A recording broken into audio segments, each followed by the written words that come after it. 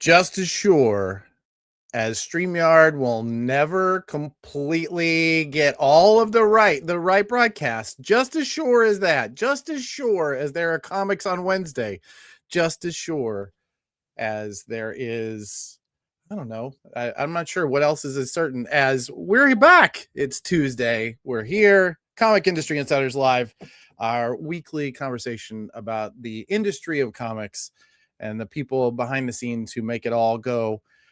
Speaking of people behind the scenes this week, I'm giving a couple of people as much time as possible. So I'm going to bring up a couple of friends here to discuss and probably to embarrass me. That seems to be the theme of this week's show. Megan. Yeah. Just saying, you didn't leave New York Comic Con because I lost my badge. You left because the hotel thing. And because right? because at the end of the one night you had lost your badge. And I didn't lose it. I left it in Brooklyn and I had to go back for it. That's a very different scenario. I'm just saying. There was not time to guarantee that I could acquire a badge based on the fact that Repop is very protective of their additional badges in case of loss. Speaking as someone that Repop is very protective about. Hey, it's Hello. This is going to be. They love their plastic more than they love their plastic. Oh, okay. Well, let's don't go making friends this early in the show. No. And my rant last week was not directed at anyone in particular. Remember? I recall being at home and getting the ping. Do we know anybody that has an extra badge? And I reached out to 6 or 7 of my exhibitor friends, but as it is New York Comic Con, nobody was near their cell phone. They were all selling stuff. So you sent Megan home early and she got free cheese. That's what I remember. I got to ride on the fancy car on the Amtrak because they upgraded me. The fancy Y'all ever get to ride the first class Excella? You get treated very fancy. I think that's better than any date I've ever been on in my life. It says a lot about me, but also says a lot about Amtrak. I know. It says a lot about the dudes you're dating. That's what it says. For those of you who are in now, we're not so much. We don't always spend this time talking about Megan's romantic life. No. But occasionally. Amtrak. This is our pre-show conversation that kind of just gives everybody a chance to come into the room, gives us all a chance to kind of make sure our microphones are working, and gives everybody a chance to embarrass me before we get started. This week I definitely deserved it because we didn't do a whole lot till the last minute, so I'm going to bring him on last. So I'm going to bring Brian. Trevor can. Sorry, buddy. We're giving you as much time as possible. Listen, we got it done though. We got all the data. We did. Hey, it's end of a quarter. A lot of things are moving. A lot of pieces are popping. Yeah. Busy times. I want to say hello to Marish Comic Arts, Cartoon Arts. Marish Cartoon Arts. Hey, how are you? Those of you who are in the room, we'd love to hear from you. Where are you watching us today? Where are you listening? And especially if you're following this coming up, you're picking this up later. We'd love to hear from you in the comments. It's been a weird week for me. I don't know. You guys, are you guys feeling this? There's something in the air. There's an energy that I'm not sure. Oh, also, I don't have all my lights on. It is 106 degrees with the heat index here today. Yeah. It's supposed to get hotter as the week wears on. And is that an actual 106 or is this a hyperbolic? That's the heat it's the heat index, right? It's 93 outside right now on the thermometer, but they say the heat index is 106.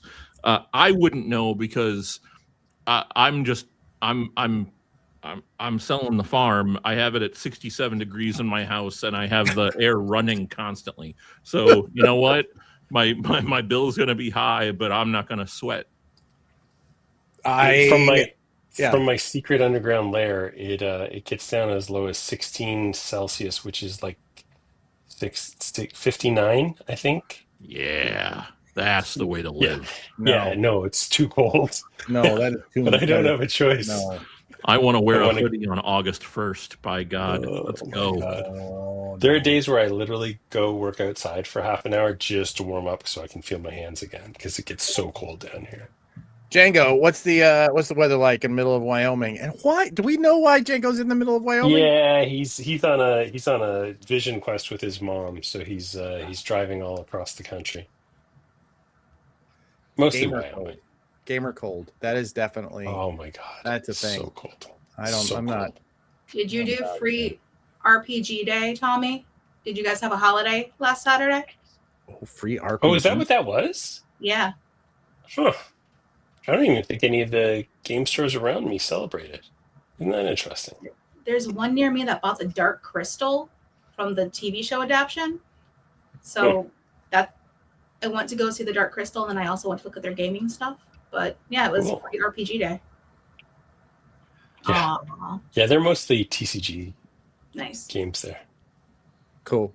I've got a comic for you. I'll DM you.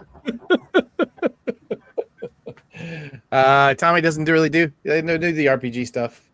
Dumb space for it. It's gotta be a real thing, man. It's gotta be you really have to commit to RPGs in order to have that, right? Yeah. I Yeah, wanna like see you what- need a dedicated gaming space and stuff like that.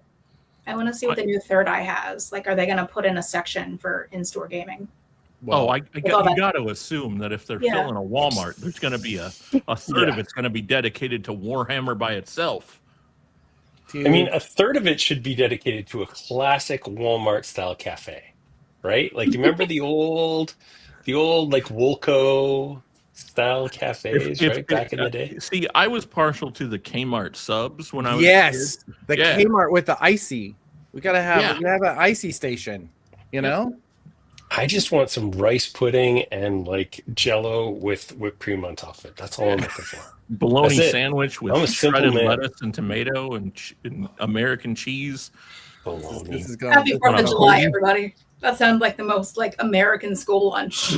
That's exactly it. Actually, before we get there, tomorrow is Canada Day. So Happy Canada Day, bro. Canada Day? Like you guys get a whole day? Yeah. What happened to like America Day? We don't get America Day. You call it the 4th of July. It's Saturday. You should. You should. Shut up. There was a whole Zdarsky about it last year. Yes, I remember. We're just more honest about ours. Speaking of, did anyone get the collected Zdarsky? Me. Oh, I have not yet. Oh my God, it's so great. It's so terrific. Yeah. I will pick it up at my shop at Comic City in Macomb or Chesterfield tomorrow. Oh, you're a Comic City fella. Oh yeah, it's less than a mile from my house. Isn't that interesting? Okay. Mm-hmm. I love those folks. Oh, they're great. Bob and his wife, I think Judy, is it her name? That sounds right. Yeah. Yeah, they're terrific. Yeah. All right. I want to bring our intrepid producer up because I feel like he probably has. I don't know. I haven't been looking at the chat. Is he ready? Are we good to go? I think we might be. He's chatting. Never mind. We're good. Yeah. Okay. Good. Shoo! There he is. All right. We're ready. No audio from you, Trevor. No audio. Oh man. Oh, we're the worst. That's okay. It's all right, buddy. We didn't really want to hear what you had to say. You're better seen than heard. You know what I'm saying? Poor Trevor. When he's that cute, you gotta really kind of focus in on his abilities. If you're watching this later, you're not on Facebook, obviously, because we're not live on Facebook. I don't know why. We've never been able to go through all 4 channels. We're not live on Facebook. I see live on Facebook right now. On yours, not on the Prana one. No, I see both. I see both Prana and. Really? I'll check. Just give me a moment. Okay, carry on. I will say, Trevor, you're an excellent beard today. It's looking really, really sharp. So well very done. Trimmed. Yes, it looks really great and still thick and robust. Very good stuff. It's a delicate balance. It is. It's difficult to get that right. And I know this. That's because I just gave up and went down to stubble. My summer stubble. This has been. I think you know what. It's one of the most comfortable and yet I worry boring pre-show banter. Oh, without question. We've lost like half of our viewers. They'll be back at 2, but it's fine. So even though it says that it's live, it's not actually working. Did we get shadow banned? I don't think that's an actual thing. What are you guys talking about today on the program? Today on the program on this here internet program, we're talking legitimately about who's going to be who's the first national chain in comic shops. I don't know why it took me five tries to get that going. But who is going to be it? There's going to be we counted out 93 chains, meaning if you say 2 stores or more, there are 93 chains in comics. One of them we feel like is this close to becoming a national chain, getting all the pieces together that would take in order to do that. And I think we're going to have a couple of the candidates that are possibly going to be that coming into the show, and we're going to discuss them all. We're going to have a like Sports Center style leaderboard. It's going to be a good time. Yeah. Speaking we're of, live on all channels, my friend. We're live on all channels. How did you do that? I couldn't get that to go. How'd you? Oh, magic! Well done. Amazing. Many times I'll do that and it'll actually disappear, but until that happens. Tommy, no, we didn't get them. How many stores are they total? Because we had to cut it at 5 stores and below, or 6 stores and below, something like that. 6 stores and below or above. Excuse me. Anything was 5 and below. There's just too many of them. Some of my favorites, Ultimate Comics, wouldn't have made it. Yeah, 2 would not make this list. 93 chains that have 2 or more stores. I'm going to bring in. Oh, we have one. I'm going to try a quick high, and we're going to bring him in. John, what's up, buddy? What's up, I caught everybody? you mid chewing. That's good. It's true. What are you eating? Adam, go get your fedora. We need more fedora on this show. Impossible Whopper Day for me. So, Nice. Awesome. All right. Well, John, just so you know how this works, we're going to take you off and we're going to do a whole bunch of other stuff. And we're going to bring you back in and we're going to talk about what it takes to run a regional chain like yours and what it takes to grow a regional chain like yours to something national. So we're going to look forward to that. But at this point, I'm going to drop everybody and we're going to light this candle by Megan. Bye. All right, let's go.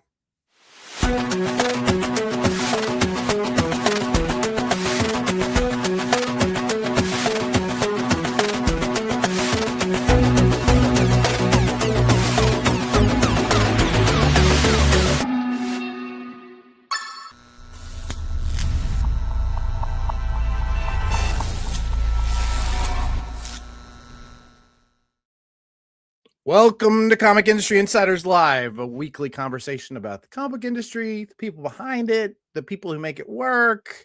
And, it's honestly just an opportunity for us to all get together and talk about the thing that we think is really interesting, that is more interesting than what most people think of as sports, I guess. I don't know. I'm not into sports personally. So this is way more fun to me. This week, we're going to be talking about who is going to be the first national chain in comics. We had a prediction about this early in this year. I think that's actually how we launched our year, was making that prediction, and it seems to be growing. The stores, the chains are getting bigger and bigger. Helping me with this is once again my co-host, the man who is going to be celebrating Canada Day, if you can believe it, Mr. Brian Garside. How you doing? You say that like it's a crime. Can you believe this idiot? Canada Day? Canada Day. Is that real? It Yeah. can't be a real Yeah. thing. I think you just Yeah. made that up. I Yeah. think you often Well, make up these sort of Canadian holidays as though they're it's real. one of our least like fake sounding holidays. Like, civic holiday, not great. But at least Canada Day sounds legit, you know? Yeah, yeah. I think there was like I remember going to England and they had something like it was called like Banking Day or like Yeah, there's banking, bank holiday. It's literally called bank holiday. which is such a strange reason to. Yeah. Anyway, I don't know. The Trevor, I'm just now seeing your question about sending that link. There's no way I'm able to do that and keep my head straight on this. So maybe you could send them another reminder. I apologize. Okay, great. What today are we talking about, buddy? I'm a little scattered. This one came Well, in hot. I'm actually just working on the slide deck as we speak. So let me just get to the beginning of it. And whenever you see me looking over to my other camera, it's usually because I'm looking at the slide deck. But I'm gonna pull it Yes. up right now. Here we go. I So don't know who that is. That's not a real person. Robin Scherbatsky. That's not a yeah, real person. I've never heard that person. Yeah. So our topic today is who is the first net. Oh, I need help if I Oh boy. share my screen. There we go. Wow, There we we are go. rough this week. Who is It's the okay. first national comics chain? And we're going to be speaking to a couple of really, really great retailers who are key to this and who could become the first national comics chain.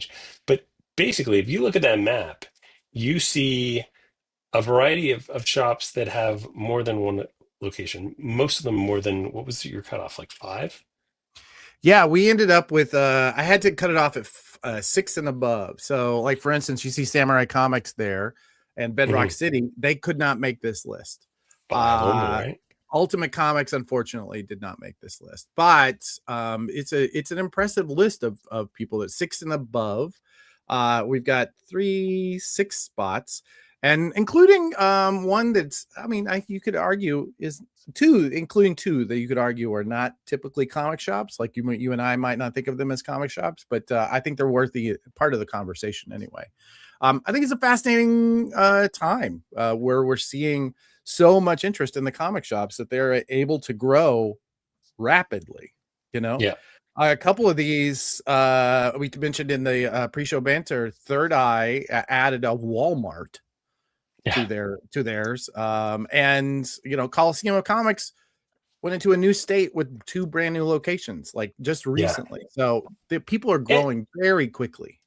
Yeah, for sure, for sure. And I mean, it makes sense because we are in that kind of generational flux where a lot of the old guard are starting to sell, and one of the options is to sell to a larger company.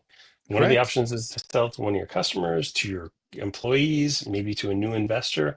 And I think all of those are super interesting because new blood has new eyes on everything, right? And Yeah. so they look at their systems, they look at their product mix, they look at their customer, they look at their clientele, they look at their location, and they see what makes sense and what doesn't. So yeah, I'm super excited to talk about kind of the with the folks that we've got on, you know, what goes into those acquisitions and also what goes into just like, you're going to open your 7th store because yeah.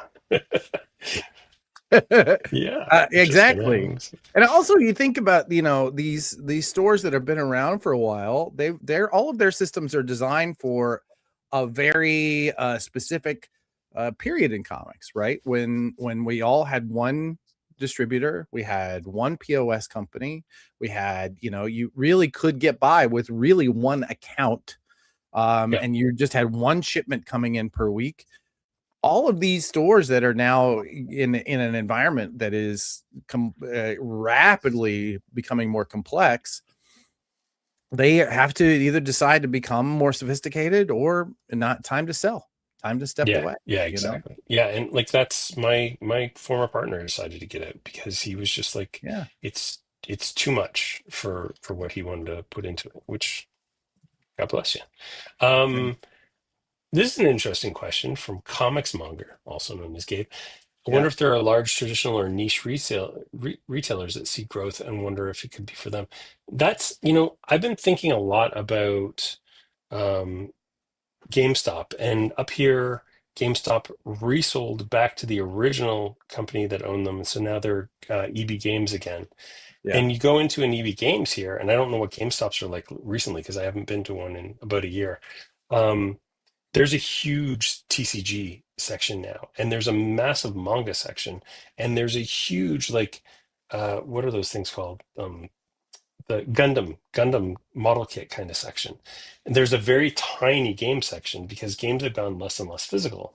There are very few physical discs in games, and to the point where the new Grand Theft Auto is going to come physically with a code inside of it. So these guys are seeing other markets, and I'm sure they're looking at comics and probably more graphic novels than comics, but toys like EB Games and GameStop are full of toys now.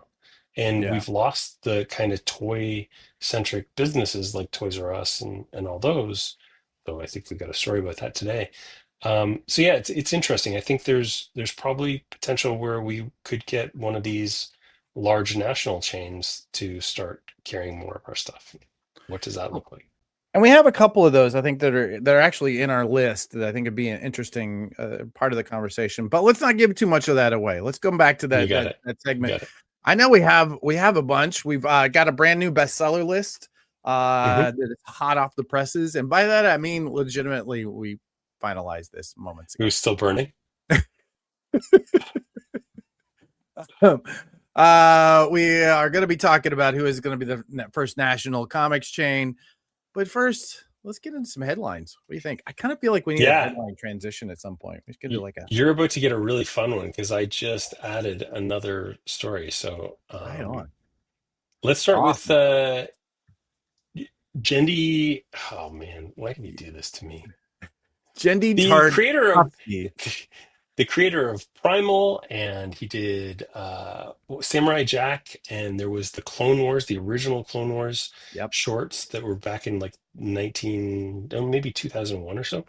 He is developing a new animated series for Prime Video based on Conan the Barbarian. This is so cool. And I think that, this says a lot. We keep coming back to this, and we're probably going to be talking about this more and more. In fact, I think we were even discussing, was it in the pre-show before we got started, about how the animated series for the Absolute books are going to be just such a huge piece. Dexter's Lab, right? Powerpuff. Jeez. Yeah, good point. Like this, what we're seeing now is these comic properties that have lived mostly in comics, right? Obviously there's Conan the Barbarian, the movie, but these comic book properties that are going to make that transition into animation very quickly, as opposed to like waiting or fighting it out. Like as the barrier for animation comes down, we're gonna start seeing these series come forward, and I just think that's something good for comics, man. Yeah, for sure. Robert Kirkman talked about this at the Comics Pro this last year about how manga is not huge because it is manga or because it's somehow better than comics or because the Japanese somehow read more than we do. Manga is big because the manga to anime pipeline. And once we can get the comics to animation pipeline working properly and scaling and get that going, there's no reason why American comics can't be enjoying the same growth that anime and manga do. So, yeah. I agree. Also, like Conan is like such a amazing evergreen property that like we sell as much Conan as we do most midline Marvel and DC titles. Yeah. It always shocks me every month when I do our Conan polls, and I'm like, wow, that's a lot of people. Like a quarter of my people get Conan. Yeah, that's insane. I get it. Yeah, I just added this, and you mentioned it. Oh. Hold on to your hats, people. The absolute. Batman is getting animated. See, this is what happens when you add a. Did we not talk slide about at the this last last week? second. I thought we did. Yeah. No, we kind of missed it. It is so the DC announced a bunch of stuff like a crypto animated series, but the big one was Absolute Batman, and instantly, Absolute Batman #1 skyrocketed in price. Went from like I think it was going for around 130, 140 to I saw it like 350 the other day. So yeah, and again, there's a run on. I had a whole mess of like third through ninth printings, and there's a massive run on those as well. So good news. Like DC really has managed to capitalize on this stuff when it happens, and I'm super excited with this. And I think that what we've seen, I honestly think this is going to be, again, did we talk about this? Did we talk about this in the pre-show banter, or did we talk about it before? Megan actually brought up a really fantastic point of Scott Snyder has done such an amazing job of noticing what it is about manga and anime that gets people excited about them. And Yep. and he's put all of that into Absolute Batman. So we're going to Yep. see that come through in these animated series. I don't think there's any way that this doesn't become just a monster. My buddy Joe loves to say, people don't understand just how much gas this is going to put on the fire. Like, oh yeah, we're about to see some of the biggest growth that has ever happened in this industry, and it's going to be I on agree. the back of some of this. Yeah. Oh, okay. Well, Megan's saying we talked about this before we turned it on. So there you go. We gotta do that earlier.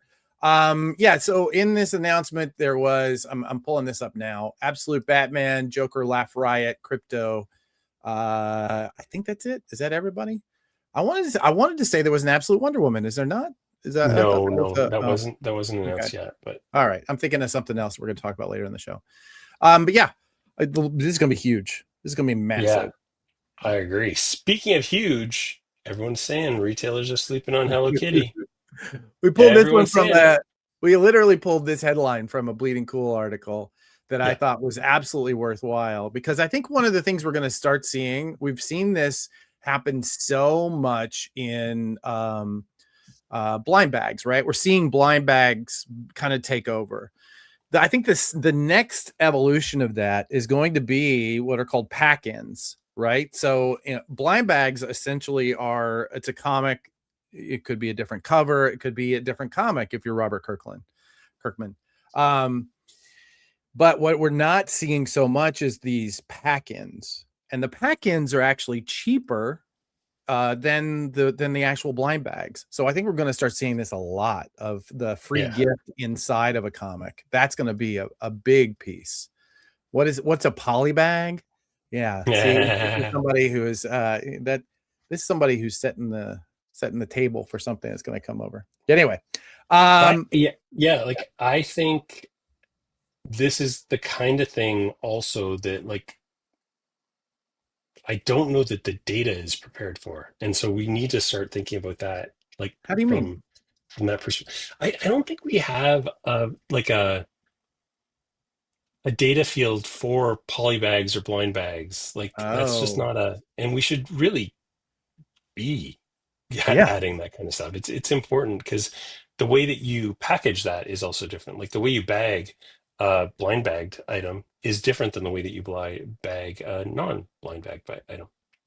Wait, that's interesting. Would you have a different UPC for the bagged version versus an unbagged version? No, I don't think so. I think they'd be the same. But well, I mean, the thing that's inside of the blind bag is often a different UPC. It is usually a different UPC.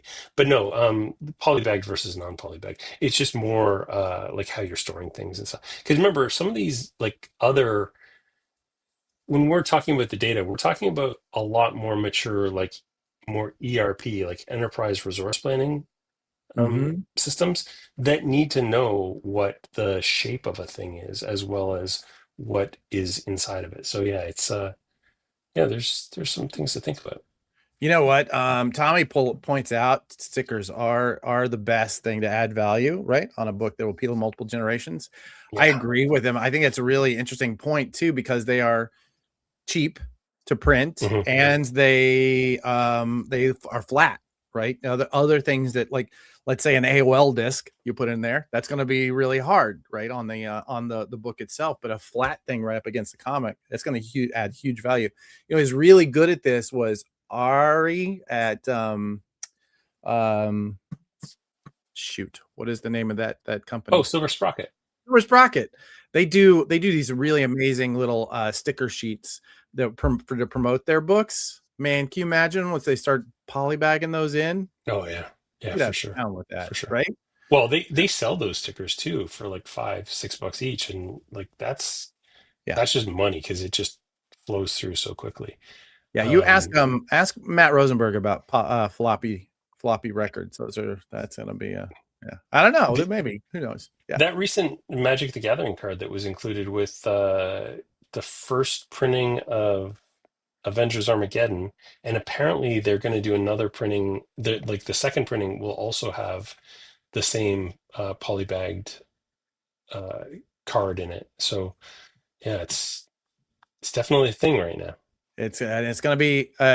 I will tell you, when we started this show last year, and we had somebody who was involved with the show kept saying, "Blind bags are dead. Blind bags are dead." I'm like, no, we're going to be seeing this for at least a year. I think polybags are just starting to scale up. So Yeah.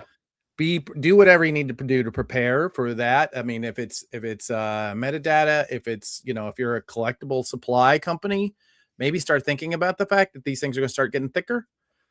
Just keep that in mind, that we're coming in for something. It's coming in for a really interesting time. Absolutely.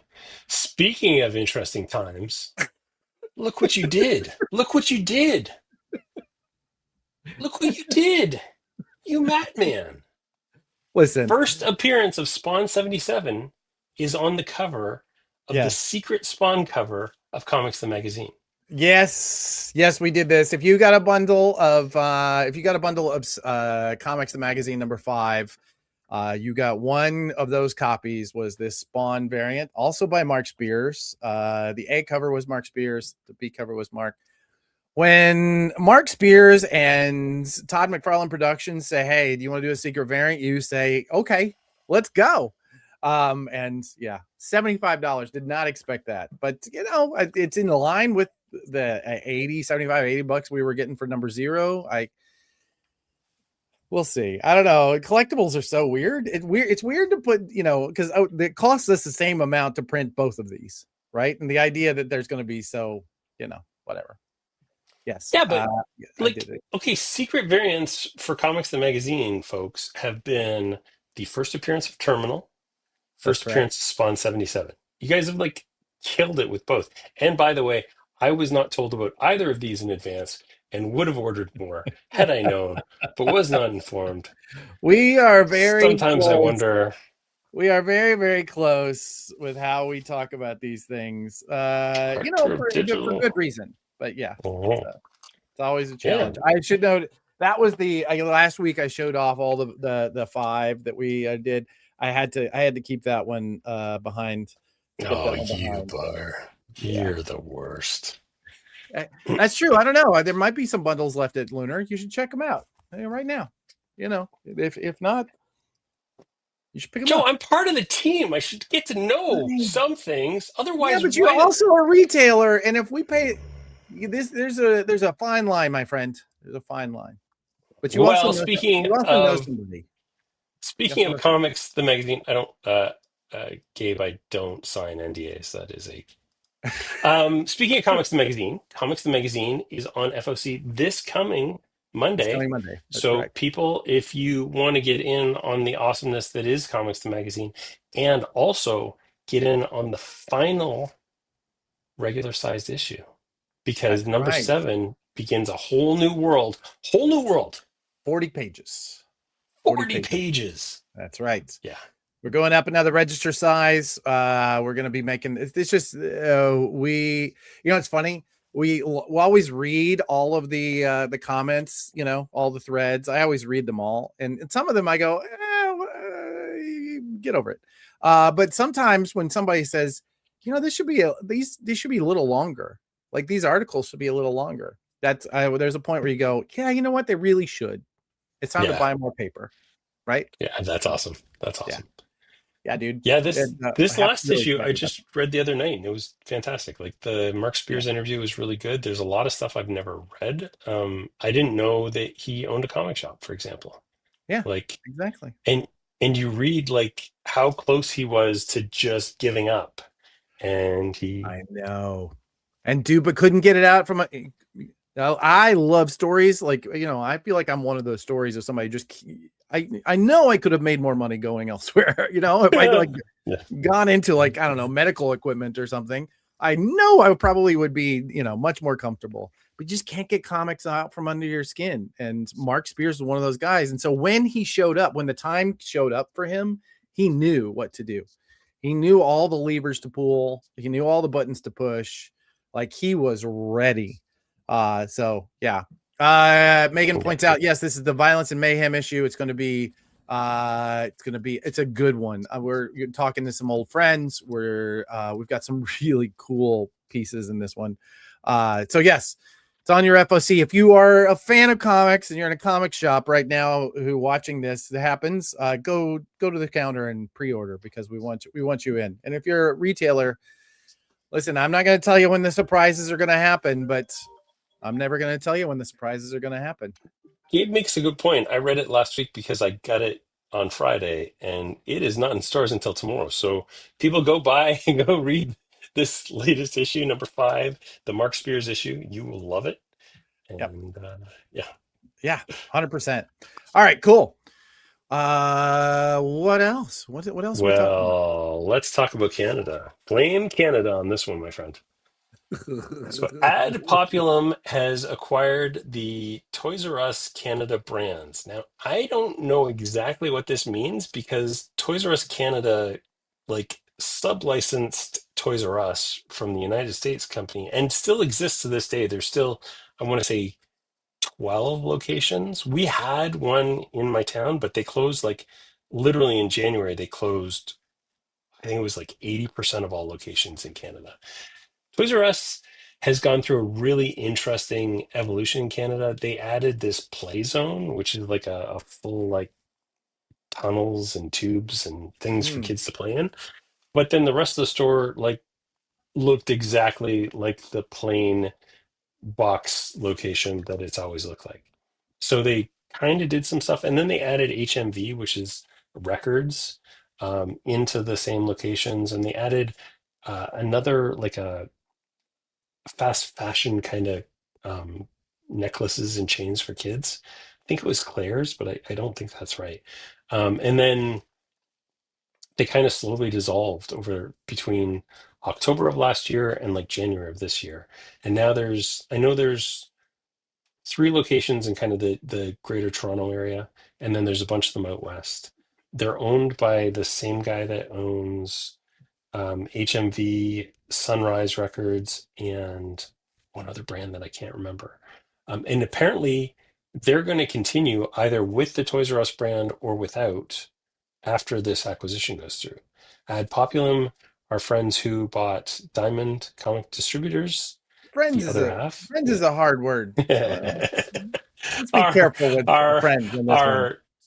our known entity, our unknown known entity that bought. That's a friends is a very loose term. Listen, so But yeah, Sparkle it's Pop, they bought Diamond Comics out of bankruptcy. They took over the Olive Branch, Mississippi warehouse. They rebranded Diamond Select Brands. I'm reading now from the ICV2 story. Consolidated operations with sister company Enesco and continues to operate from Olive Branch, that massive warehouse, right? Obviously we've talked about this so much. We've talked about Ad Populum ad nauseum. I can't be the only one who's ever made that joke, but essentially they strip mined all of the value out of the people who had consignment books there and made them fight, made them lose a ton of money. It's been awful for the retailers or the publishers who got caught by that. I also hear from a bunch of retailers that are choosing not to pay their bills because they don't feel like ethically they should have to. And they have collection agencies coming after them. So it's a nasty business, but obviously, it's working for them because they can buy out where the kid can be a kid, apparently. Yeah. So yeah, it's such a weird thing. Did they like? There's UNESCO is part of this whole thing. Like, are they? I don't understand. Ad populum. Do they just own UNESCO? I don't get any of it. It seems so Uh, confusing. yeah. There's a point But I where know they've got you know like you and I run Hallmark and all businesses. these other things. You and I run Yeah, businesses, right? So we bring in money, and then we pay that money out to people. yeah, yeah. And we try and give value to our clients and our customers, right? We do our Mm, very best to give them as much value as we can. mm. There's what we do and what they do is just, it's almost like it's like a different thing altogether, it's Yeah, just very, yeah. very You're strange. just creating an entity that has the value and not the value that you produce. Yeah, it's so Yeah, bizarre. exactly. Yeah. Anyway, Well, we'll keep that. We'll be following the story as it goes. And ad populum, we're watching you. We know. you make it sound so. I love it. All right, let's talk about your Prana bestsellers list. Let's do it. The Prana bestsellers list is a project we've been working on for several years now. We put this data together using our buddy Brian and our buddy Django, all of us known as Managed Comics and Comic Shop Assistant. We take all of the store data that is in those systems and we put together a series of bestseller lists.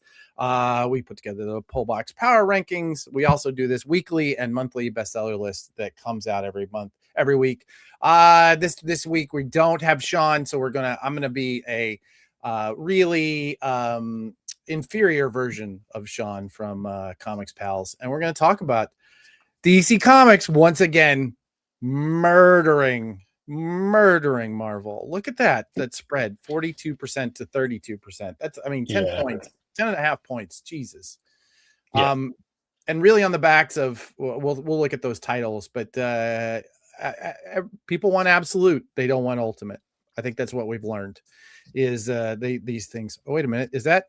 Nope, never mind, that's somebody else in the green room. Image Comics 16% coming in pretty standard, 14 to 18%. IDW leading the next pack at 2.5% this week. Dynamite, Dark Horse, Titan, Mad Cave Studios. I love that Mad Cave is sticking around the 1% range. Oni Press doing well. Boom Entertainment. Like this has been a pretty standard week, except for DC Comics doing so incredibly well, right? This is what the market share has become. well, I don't know. I think IDW really kind of did some damage this week. That's a pretty high number for IDW. Yeah, and let's They're see. usually below Dynamite quite, a It's fair amount. interesting So because they don't have any. I'm looking at the top 400 list, and they don't really have a lot of standouts. It was just in volume. They just had enough of them on the list. So IDW had Twilight Zone, number 8. They had Teenage Mutant Ninja Turtle Shredder, number 9. yeah, Yeah, they've had they had a few books, but it like nothing really, killing, as it were. Let's look at the top yeah, 10 titles. absolutely. Yeah, absolute Wonder Woman, absolute Superman. I believe absolute Green Arrow came out last week too. Yeah, let's Absolute see. Batman is from the previous week, so that's still selling. Green Arrow 2 came in at number 16. Absolute Wonder Woman and Absolute Superman both we had 29 copies on average, 27 copies on average for Superman. Let's see. Then next is Marvel. Marvel's number 3 with so we have Absolute Superman at 27 copies per store. Ultimate Universe Finale number 1 comes in at 19 per store, right? That's a huge jump. Jeez, yeah. Can you imagine you're Marvel and you have Ultimate Universe Finale number 1 and people want Absolute Wonder Woman number 21 more, right? I know. What's happening, Marvel? Where are you? What is going on? Well, and the scary thing is, like, that's their big story, and that's the end of it. Although they said that it will return, but who knows what that actually means? Image Comics entering the list with Universal Monsters Blood of Wolfman, number 1 at number 13. Then we've got else? Let's see who else. Like I said, I got so spoiled by having Sean do this. Vault Comics with Nectar number 4 comes in at number 35. Titan Comics coming in at number 40 with Conan the Barbarian, we were just talking about. And yeah, IDW enters at number 52 with Twilight Zone number 8. Yeah, I mean, it's and then one of my favorite books, Bad Idea, comes on number 62 with Tab number 3. So yeah. Yeah, it was a good week for Bad Idea too. They had third printings of The Ordained, which I know we moved a number of copies of too. Right on. Yeah. I love hearing it. Cool. Yeah, very cool. So if you love this, why wouldn't you love this? If you're like me and you don't like sports and this is much more interesting to you than whatever's going on with the soccer ball, you should be going to pranadm.com and hitting the subscribe button, because we'll send you this list, the full top 400 at the end of this week. It goes into our newsletter. And I usually have it. There it is. I usually have a slide. There we go. Make sure you scan this QR code or go to pranadm.com, sign up for the newsletter. We'll get you this every Friday. Megan does an amazing job of putting this together. So yeah. Marvel needs to cut down on the amount of series and just start putting out better quality in stories and get rid of all the variants. They are too addicted to variants. That's never going to happen. They're a skewed, they're a skewed factory. I don't think the variants are the problem. I think I think the over reliance on number ones right now is a huge issue, because it just doesn't mean anything. And it's funny that it is taking 3 or 4 months for anybody to actually realize that a number one exists. And Marvel has a 5-issue cutoff, because the Cyclops series has just suddenly taken off, and it's on issue 4, I think. And I think it's been canceled already. It's crazy. Yeah, that's I don't know what's going on there. I'm writing this piece. I'm going to give you a headline. What Marvel really needs is Bill Jemas. We'll see. We'll see how that comes together. Yeah. All right, let's talk about who the first national comics chain is. What do you mean by a national comics chain, by the way? So here's what I'm thinking. So a national comics chain, to my mind, is something that is larger than a regional chain. We have a number of regional chains. We're going to talk about them. In fact, let's do the breakdown of who the big players are. And then we have a couple of big players in the room. We're going to be talking to them. So what is a national chain versus a regional chain? A national chain, to my mind, is 3 or more states. Possible. Actually, I would say even better than that, because I think we already have somebody like Newberry's in 6 states. But basically, I think it's somebody who is spans the U.S. Right? I mean, these comic shops are really a U.S. invention. There are shops all over the world, but the U.S. really has most of them. And so what we're looking for is somebody who is coast to coast, a major national chain. Like we would see a national chain for, I don't know, hamburgers, or, fast food, or big box retail, or any of those kinds of places. That would be a national chain to my mind. And so we've been playing around with this idea that this is the year that then the first national chain will make themselves known. It's finally, we're getting to a place where comics are growing year on year. We're seeing 15 to 20% year on year. Most stores, we're seeing incredible. We're seeing incredible growth across the board for all of the publishers that are involved. So it's time, I think, for retail is really beginning to start. We've had big retailers do announcements. We talked about Third Eye moving into a Walmart location. We talked about Coliseum opening 2 stores in Texas, when they have been mostly a regional in Florida. So what we're really starting to see is one of these players is going to become our first national chain. And so can we bring up, is it possible? Brian stepped away from his desk. If it's possible, we can bring up that leaderboard. So basically, to my mind, who is going to be the first national chain? I think that is, we know that it's down to a few people. New Dimension is a chain of stores, again, a regional around Pittsburgh, Pennsylvania. They have 6 locations, many really large locations, and they do a lot of business in that area. And we're going to talk a little bit more about them. Could possibly be. We'll see. Who's next? I know we're rolling this out. Let's show it. Oh, the manga spot. This one is a really interesting entry into this because they do primarily do manga and light novels, but we talked to Kurt on our Comic Industry Insiders a little while ago. He really thinks that could involve comics, but we'll see where that goes. And they are in, 7? They have 7 locations in 7 different states. So they are very kind of smallish stores. So it's, they're really in hyper dense areas. But we're beginning to see Kodakawa noticing that in order to grow, they're going to need retail locations. And so they are putting their money and resources behind growing retail so that they have more room to push their product into. I think that's a fascinating model. Who's next? I don't even know how these are ranked, I'll be honest. Third Eye Comics. We talked about this. Steve Anderson, one of the smartest guys in the field. I've known this guy for a long time. He works incredibly hard, very dynamic. He and his crew are just killing it.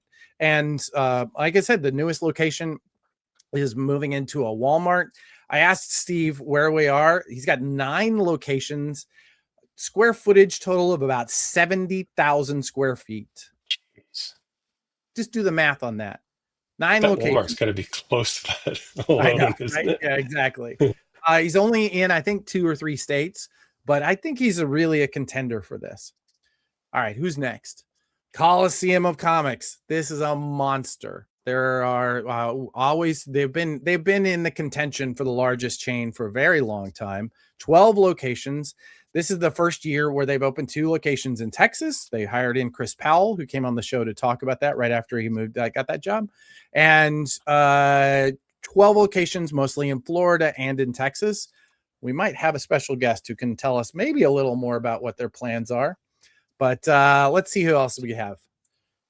Graham Crackers. This one has been the leader for the longest time.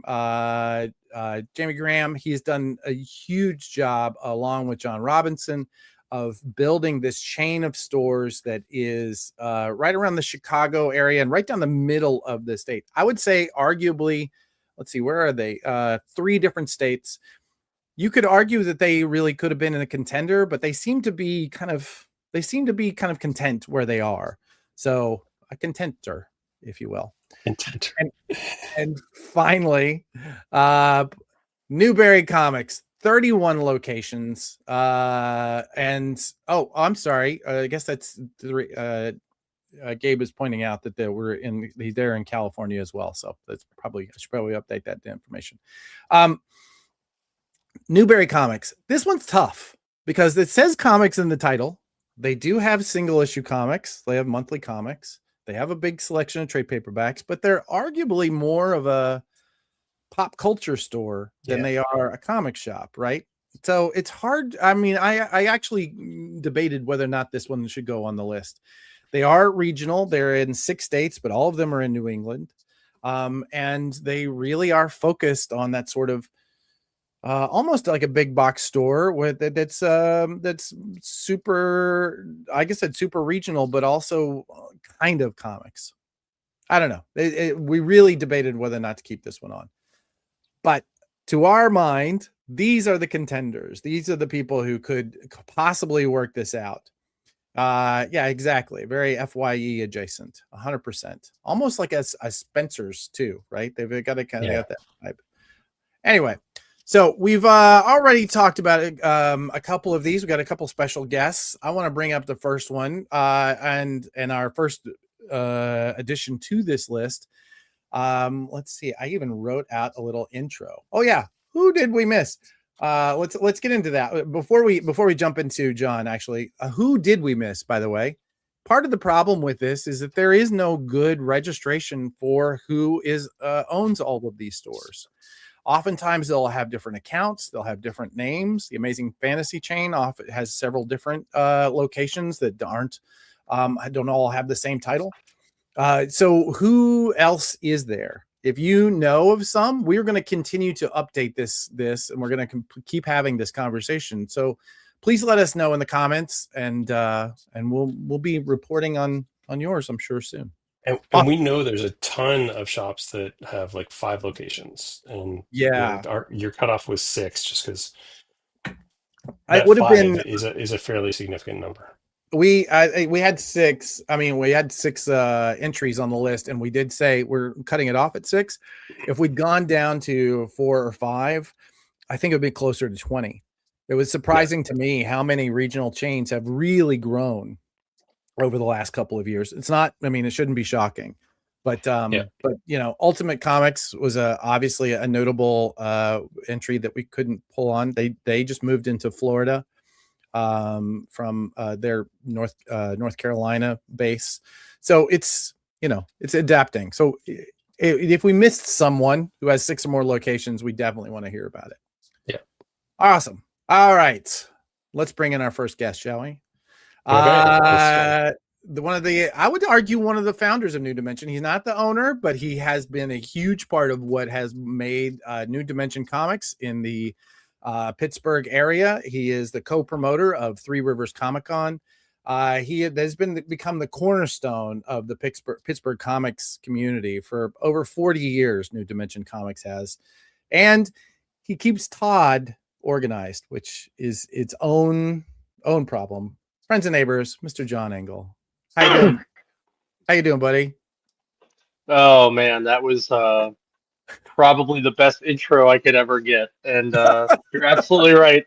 I went to talk to Todd today about if he possibly wanted to come on to this, and he was in warehouse mode, and I'm like, nope, not even going to talk to him. No.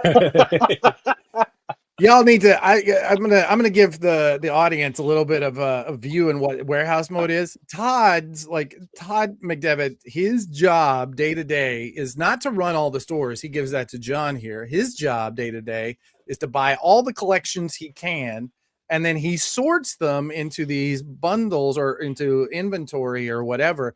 And then he has this insane warehouse that is just pallets and pallets and pallets and pallets and pallets for days of comics. It's incredible. Yep. Yeah. There's another semi of comics coming, I think, next week. So, and we always tell people when they bring in books, because they're like, do you want to buy my comics? I'm like, how many do you have? And they're like, well, I have like 3. And I'm like, is that too many? And I'm like, we buy it by the single, we buy it by the tractor trailer, so it's fine.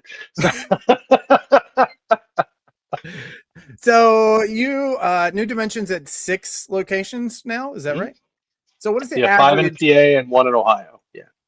Okay. And what is 2 states? I'm going to update that in my list. So what is the average size of your stores? Our smallest store is approximately 2,500 square feet, and then our largest store is approximately 25,000 square feet. That does not count our warehouse, which is kind of our phantom 7th location, which is probably a good 40,000 square feet. So, but we do let people shop it. It's actually going to be open this weekend for 40 straight hours, starting Friday night at 8 until Sunday at noon, and all the dollar books in there are 40 cents a piece because we're celebrating our 40th anniversary this year. Wow. 40 cents a piece. They make a profit selling the comics at 40 cents a piece. Sit with that for a minute. You want to talk about a business model that makes no sense at all. Have you and Todd, you ever given any sort of thought to growing beyond the sort of, kind of regional area that you're in? Yes, we've definitely had some discussions about it, but it's been very, how do I even say this? It's a little hard for what we're doing right now is so fine tuned and it works so well that to add another cog into the wheel is or into the machine, we really have to pay attention to how we're going to do it and what we're going to do and where it's going to be. And the region has places that still are starving for comics in this Western PA area, in the Northeast Ohio area and the Eastern Ohio area and the Southern, like that, the whole Northeast, because there's so many people jammed up in here that there's a lot of opportunity everywhere still available. And you know, it just depends on how far we want to make that reach go and who we can trust to have out there and run it. So I agree with that. What would you say is the biggest? What is the resource that you're missing to really grow? At least the location count, right? I'm sure that the stores themselves are always going to be. You know, everybody wants the stores to do better, but the number of stores. What would you say is the resource that you're lacking the most? Currently, fighting. This is gonna sound terrible, but fighting Todd to adapt to newer technology. Um, and like, as in, he doesn't know how to use our own credit card machines. He has never run the POS system. All things that make him a ton of money every year that he just doesn't. He refuses to learn it because he's like, I'd rather look at Silver Age books. And I said, that's fine. Then you stay in your lane, and I'll stay in mine, and we'll be fine. Fair. All right. Well, I'm going to chalk that up to management. All right. There you go. We need there we go. There we go. Awesome. Well, any big plans in the next couple of years? Any things we can see coming up for New Dimension? I mean, I would never put it past us to open a 7th store. But you know, that's going to be time and place, kind of in the moment, depending on how the market is and the reach the market for like actual space too. Like you have to find a place to do it. You know, the metrics have to hit the right way for us to really do that. But other than that, like, you know, we also have our Three Rivers Comic Con, which has been, you know, just celebrated 10 years this year. It's been great. For those of you who remember the old Pittsburgh Comic Con, it's got a lot more of a community vibe like that one does. It's good for families and friends. Our best review of that ever, as that continues to grow, was someone came a couple years ago and they said, I've been to every San Diego Comic Con that's ever existed, and if you want to know what it looked like when it started, go to this show. And I thought that was the coolest. I thought that was the coolest review I've ever gotten in my life.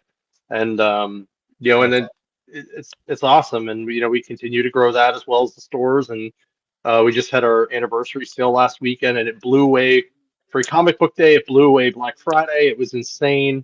You know, we're just thankful for everybody that's here, and we're glad to be friends with all the other shops in the area, because I know there's a lot of areas that there's a lot more tension. In the last 17 years I've worked for this company, I've really made it a point to bridge those gaps and you know, make sure everybody understands we're all on the same page. Like we're all in the same fight here. So and I'm pretty sure that's pretty close to true now. So Gabe in the comments says the family tree of Pittsburgh regional shops all branch off of NDC. Yeah, this is very true. And I will say that there's at least one shop that I'm thinking of that actually I think still gets their, I don't know if they still do, but they used to get to their comics through New Dimension. Like they used the New Dimension accounts. Yeah. Anyway, yeah. John, thanks for making the time today. Thanks for coming on, and keep up the good work. I want to see you. Absolutely, guys. We'll drag Todd into the 20th century at least, right? Yeah, at least the 20th century, please. Please. But thanks so much for having me on, guys. It's been a blast. Thanks. Thanks, buddy. So much, all right. Well, there we go. Too many buttons. All right. Let's bring in our next guest, shall we? Phil Boyle has been one of the most respected voices in comics retail for decades. As the founder of Coliseum of Comics, one of Florida's and Texas's premier comic destinations, he's seen it all. And believe me, he will tell you exactly what he thinks about it. Welcome to the show, our buddy Phil Boyle. How you doing, Phil? I did not push that button. Too many buttons. I didn't either. I am good, yes. And I will tell you exactly what I'm thinking because you asked. So be careful what you ask. So always, buddy. How's business? You've had quite a year already. Yeah, it's been a pretty much a marathon the entire year so far. Obviously, we're closing out the first half today. Sales have been phenomenal, way up, all that kind of stuff. And when we bought we bought one store and we took over another store that had failed in January in Texas. One of the things about that was Ryan and I Ryan is my son, who is my heir apparent to all of this. We were talking beforehand and said, as soon as we do this, the phone is going to start ringing. People are going to start talking about, well, if you're buying stores, do you want to have a conversation? Well, yes, we do. And quite frankly, the emails have come in, the phone calls have come in, the Facebook messages. So expansion is not something that's we're thinking about. It's something we're actively working on. That's an interesting part of your model, is that, you know, unlike other chains that we're seeing that are, as John talked about, looking for those sort of comics deserts, you've really grown by acquisition or you know, assumption, I guess, in some cases. Yeah. I mean, we're not quite the Borg here, but I do look at it and say, if you buy a store, it's kind of like the watering holes. You know, all the animals know where to go to drink water. Well, all the nerds know where to go to buy comics and games. So we just buy them. We turn them into what we do. And, you know, and when I say the nerds and the geeks and all that, hey, well, welcome to the community. That's what we do. That's who we are. So, you know, I don't say that as a derogatory term at all, but rather a celebration of what we do. So. What was you having gone from a regional to 2 states that are, you know, now in different regions, right? What was the biggest hurdle for you logistically to move into that 2 state, as it were? There are a lot of different aspects that you have to look at when it comes to the licensing is different. Setting up accounts is different. You know, a lot of that has been a learning curve, but you do it once, you figure it out. You do it 3 times, you're an expert. So we're working on that stuff. As far as the logistics of it, bringing Chris Powell on board has been a godsend to making this happen. Wayne and Tabitha, who we bought Generation X comics off, as I've said before, this was not a store in distress. These were 2 people who said, okay, we did good. We built this. Let's sell it. Let's retire. And that's exactly what they did. So we didn't buy a distressed operation there. We bought a very going and good concern that we're very happy to keep going. So logistics of it all, though, it's just getting used to the workflow of different stores, different states, different time zone. I would imagine so. All right, let's ask a question. I know you've actually given a presentation on this once when I was in the room, and I think I was even a slide in that presentation. When you're taking over, let's say that you're a store that is maybe seeing some of the success of everybody in our world is seeing, but is maybe not doing as good as they think they should be. Like if they wanted to turn their store around in the way that you would be turning them around, what are the biggest things that you see that stores like that should be doing today? Some of the primary things that we're looking at is, and we saw this back in the era when Pokemon was really hot in 99, 2000, 2001, as it was coming into the market. It was the hottest thing out there. And every store who thought, you know, that the money is going to last forever, well, obviously they were wrong. That's where we are right now. We're seeing these huge ups with the Absolute line, the DC Compact Editions, which are doing great. We're seeing huge things with the CCGs, which are doing phenomenal. All these things are temporary. They will not last. So the question is, what are you doing in your store to ensure that when these things slow down, and I don't see CCGs crashing, I just see them becoming more available, which means the markups won't be there, which means the profit margin isn't there, which means there's not enough money to keep a lot of stores going. So what are you doing to expand beyond, you know, I always call it pushing wagons uphill versus riding them downhill. Are you pushing wagons uphill so you can ride it later? Or are you just riding the easy ride right now? Because that easy ride, it does hit bottom sooner or later, and then you got to start pushing it back uphill. So what are the things you should be doing right now while the money's good to keep you afloat when the money's not phenomenal? It's a good point. Awesome. Yeah, one of the things they say in marketing is like the best time to marketing is when you're actually your busiest. The worst time to market is when you're desperate for customers.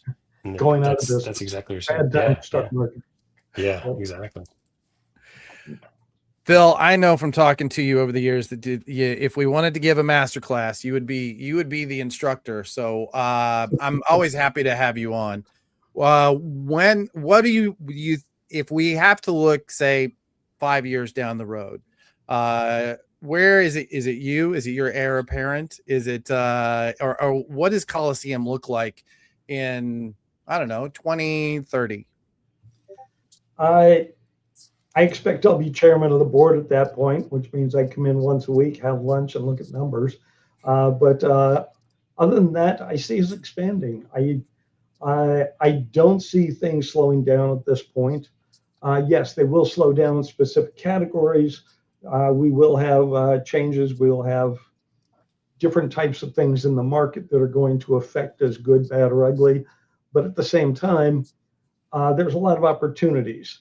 And as we've seen a grain of the retailer base, mainly my peers, your peers, the people who opened up stores 20, 30, 40 years ago, those people are looking to the next step. Is that retirement? If they have somebody who's ready to take it on, absolutely keep going, keep it in the family, whatever. If they don't, that's the people we're being approached by right now and saying, are you interested in acquiring a store in, East Idaho or whatever? No, nobody's approached us from Idaho yet. I just threw that out there. But that's where the market's going to be. That's how we plan to expand. And I do see us having at least double the stores by then.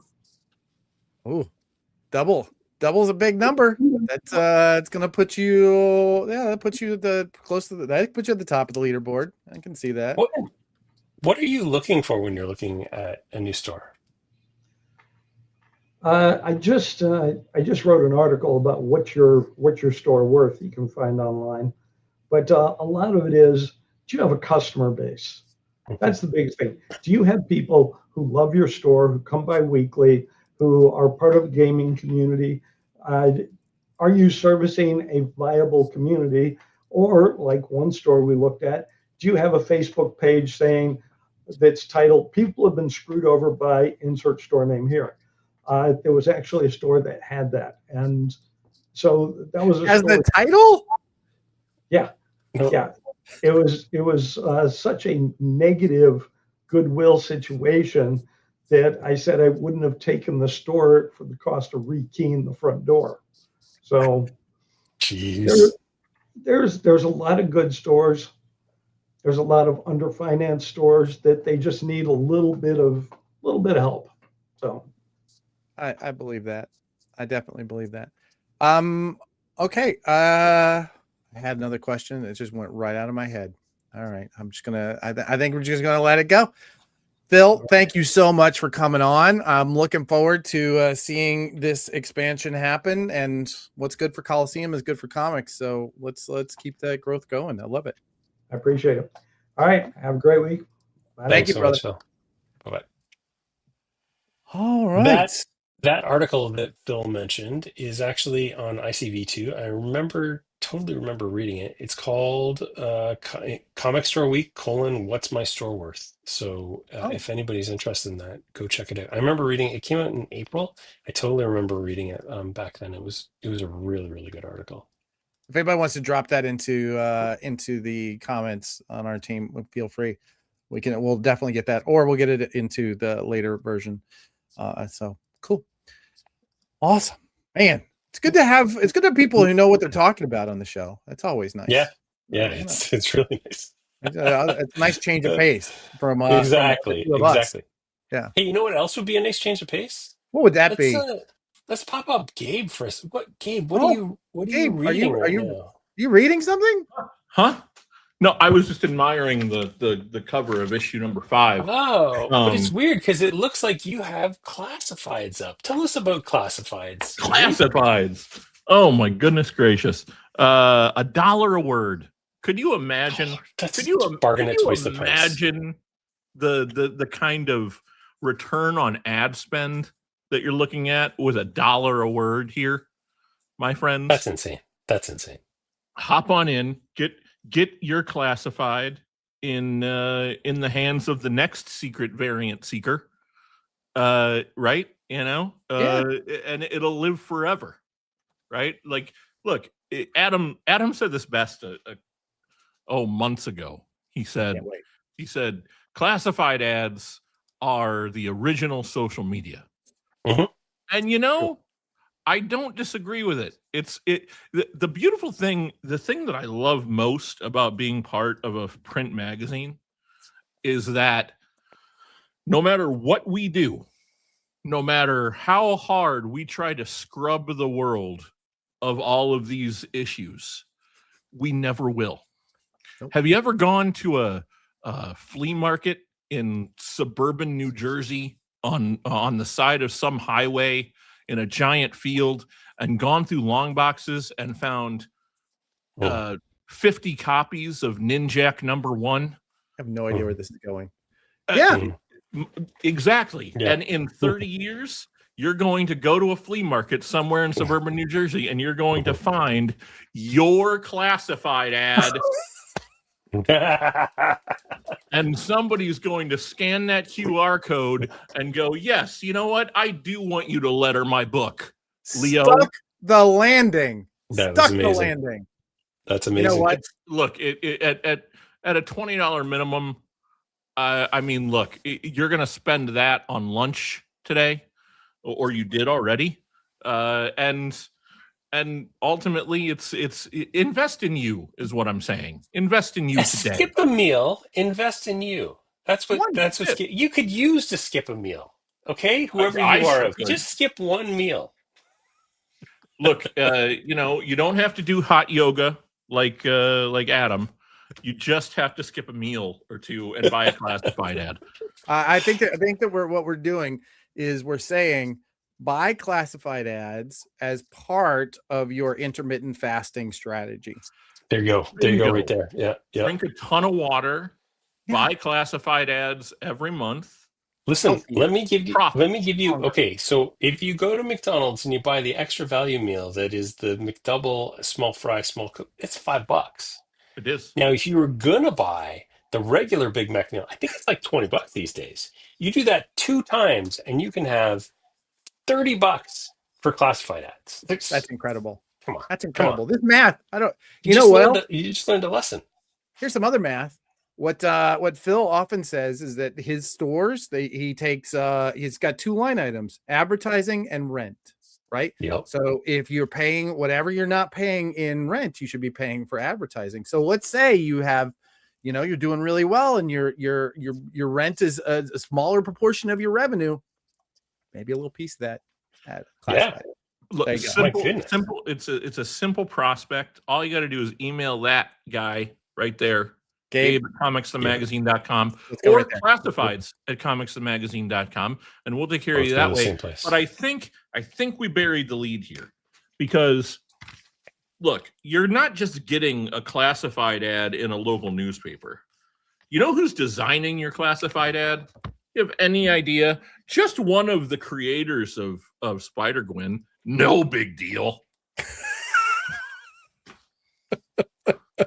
What are we doing? Why are you sleeping on this? That's awesome. The rest of those faces up here, I'm sick of looking at myself. I've forgotten how to pull you back down. That's great. Yeah, okay, great. So good. There you go. Less bougie coffee, more promoting comics. There you go. Comics Magazine. Comics Magazine. Available now. Thank you, Gabe. Oh, I did the button. All right. Let's also talk about the Prana Bullet. Every week you can get in your inbox. Go. The Prana Bullet. It is full of news. It's full of information that you need. It's full of all the Prana product that is on FOC that week. And you get 400 individual items that are on the Prana bestseller list every single week, every Friday in your email inbox. Probably by the time you're ready for your second copy. Maybe your first, but depends on whether or not we push that button early enough. Definitely your second coffee, though. Who We'll pushed have it that ready button for again? I don't know. you. Oh man, All right, we're and yeah. finally, Yes. talk to us. Let's scan this. I want you to get on our mailing list. I want you to check it out. You can for Comics the Magazine. There are going to be announcements. There are going to be things that we drop on you. They're going to be surprises.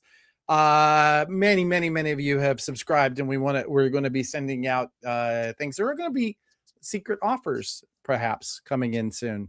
I mean, there is one, you're going to want to be on our mailing list. So scan that QR code or go to comicsmagazine.com and hit the subscribe button. We want to get you on there. It should, did we, let's see. I have no idea what the rundown is completely dead. Oh, next week. Oh, this is going to be good.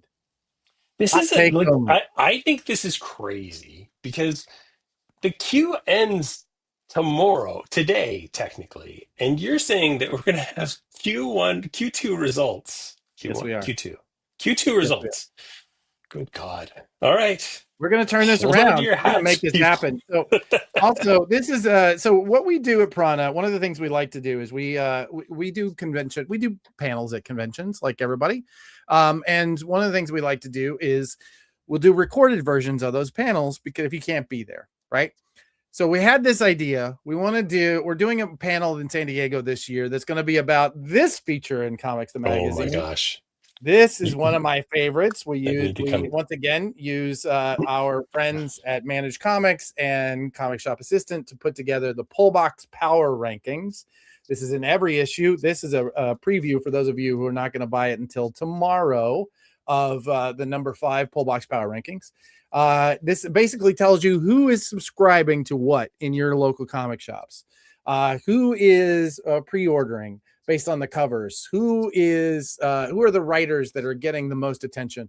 This changes every month, and what we're doing next week is we're going to talk about the Pullbox Power Rankings, and we're going to talk about who should be on there, who isn't on there, why aren't they on there. Like let's bring your opinions. I want to hear about what let's hear about what you think about this list. We want your hot takes. We're going to ask you next week to be part of the show more than ever. Like we might even open it up, bring a few of you in.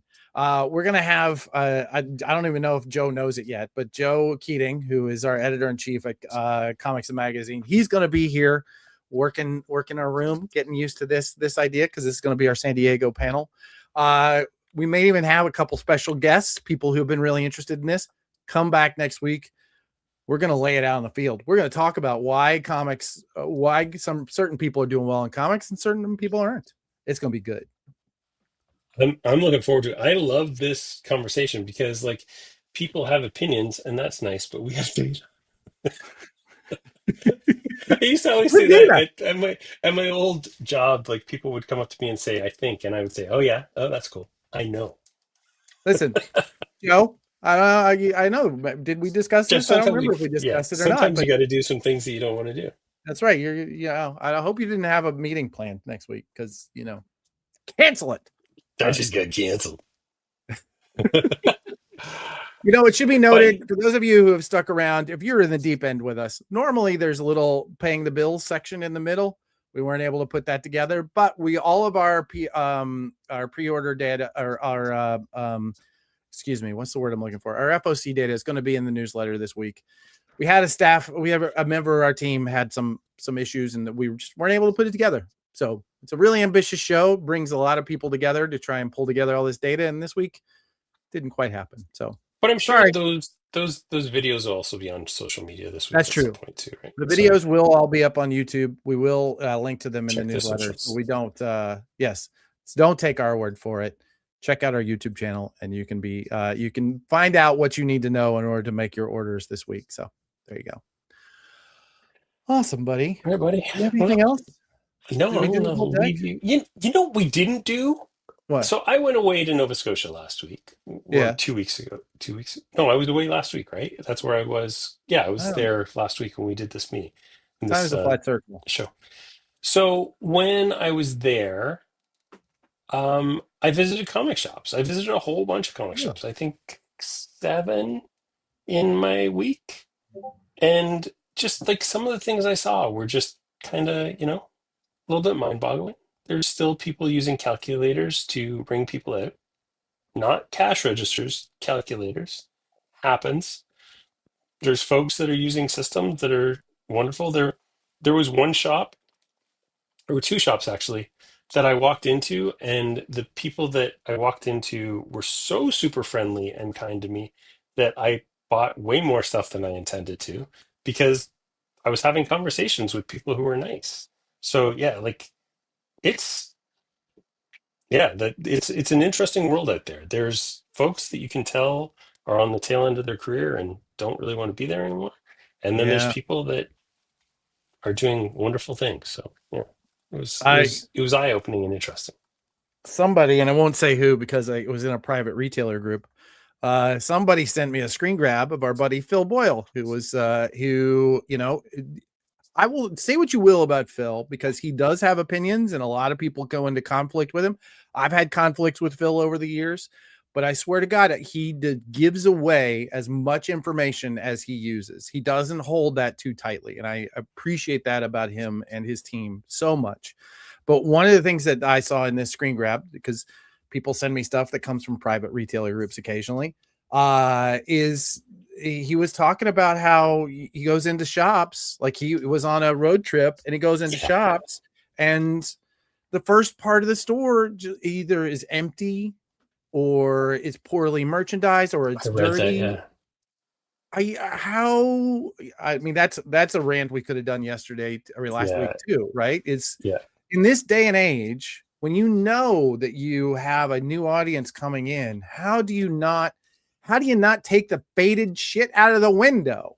Take the baited Absolutely. shit out of the window. Oh man, dude, the number of stores that still have like DC all in posters in the front of their stores, in their windows, it's just like, and why Yeah. can't I see into the store? It's so weird to cover every square inch in, Ugh. especially nowadays that we have like UV reflective coatings that you can put on where you can still see in, and yet I hear you. Yeah, that was a great.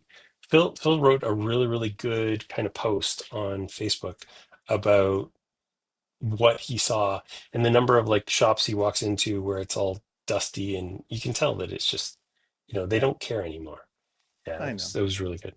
It is. But It is. anyway, I Yeah. also saw Anyway, some wonderful stores that like are changing the world and that I'm so excited are part of the managed comics empire and growing every day. So there you go.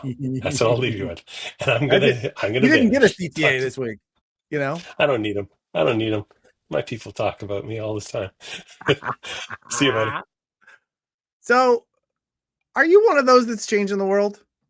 Are you somebody who's showing up and you're pulling the faded stuff out of the window and you're learning about new systems and you're working every day to make an environment that people want to show up to? Thank you. If you are one of the guys or the crew, rather, I won't even say guys anymore because it's not the crew of people that are putting together these massive changes that are going to grow across our nation and around the world to bring comics to everyone. Thank you. If you are somebody who's building systems like our buddy Brian, our buddy Django, Stu, you're out there. Like if you are building systems for these people so they can grow and they can scale, thank you. And if you are publishers or seeing this opportunity and you're putting new content in, the kind of content that new audiences are going to want, thank you. Because each and every one of you, everybody I just listed this week, you saved comics. Namaste, y'all.